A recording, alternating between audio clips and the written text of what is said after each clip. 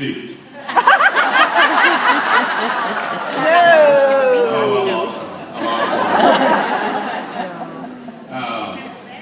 Well, so many people ask me, you know, how do certain families and certain thought processes and ideas come to fruition? I grew up with a family just like you. I love that family. To this day, I call them my aunts and my uncles. And I want to tell you a little story about how I got there and how I got here. The first question to answer is, what is the first sound every human being hears? Cry. A heartbeat. Heartbeat. Okay. Our mother's heartbeat. That is the first thing that we hear.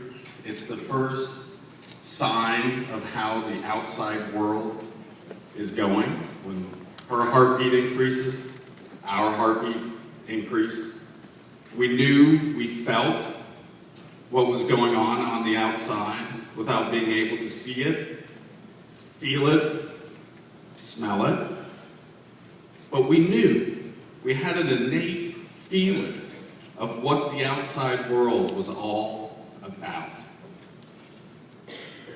That heartbeat, in many, many cultures, thousands of years, was translated into something that all of us can follow, and that's a drumbeat.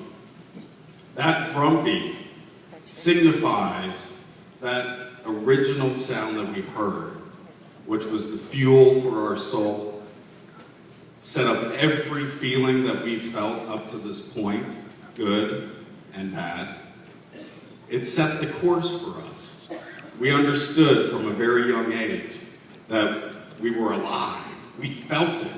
You know, there were no worries, there were no, you know, what are we going to do tomorrow other than, am I going to use maple syrup on my pancakes or not? That was our worry back then. Well, day by day, step by step, those decisions changed and they became a little bit more than maple syrup or not. And how did we adhere to the original path that we were set upon? We went back to that drumbeat.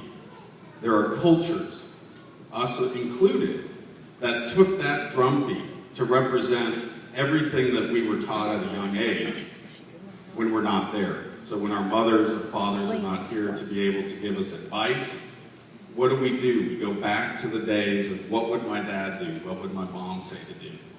That drumbeat was then taken to represent unity. So all the history books talk about the old days where what was the first thing that would enter the battlefield? It would be the band. Of all the things that you want going first into a battlefield, it was a band. And it was a drummer. It was someone who represented the heartbeat of the king or the queen, where that was important to them. That going into a life and death situation, they were representing their leader. Now, who am I talking about? Who am I referring to? Me? No. You. The drumbeat that you have, the fire in your belly that you have, is it being represented in a way that we all started with? Are we finding ourselves today as compelling? Would our team say, I would follow him or her into a battlefield? Do they feel confidence? Do they know us? Have they heard from us recently? And so, think about, if you may, what does that sound like? What does it look like? A smile? Dancing?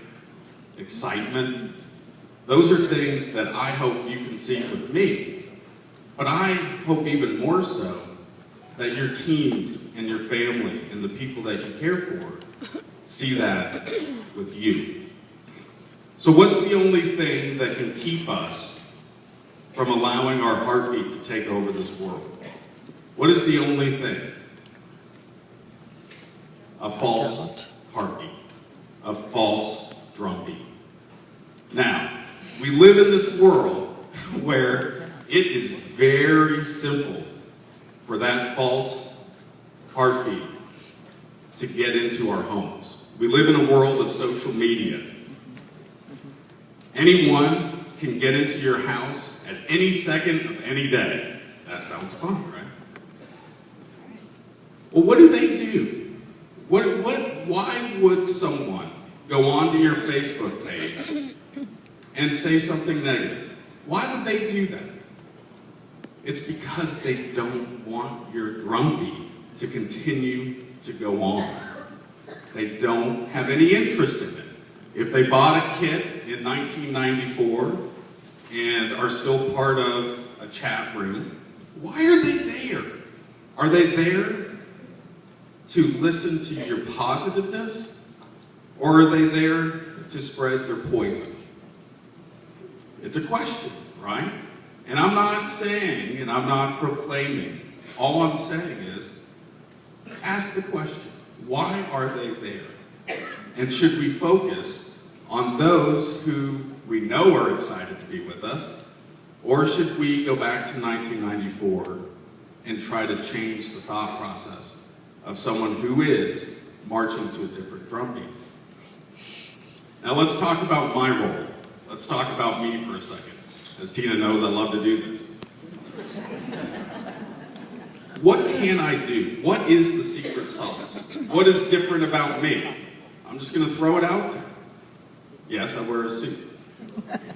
But most importantly, I like to fight. I really do. I read those posts. I am a member of all the chat rooms. I don't react to the negative posts. I hope you've noticed. And we all know there's enough out there. But I do react to the positive posts. And I feed the fuel of positiveness. So what is my job? What am I promising you here today? I will protect you to the ends of the earth. To the ends of the earth.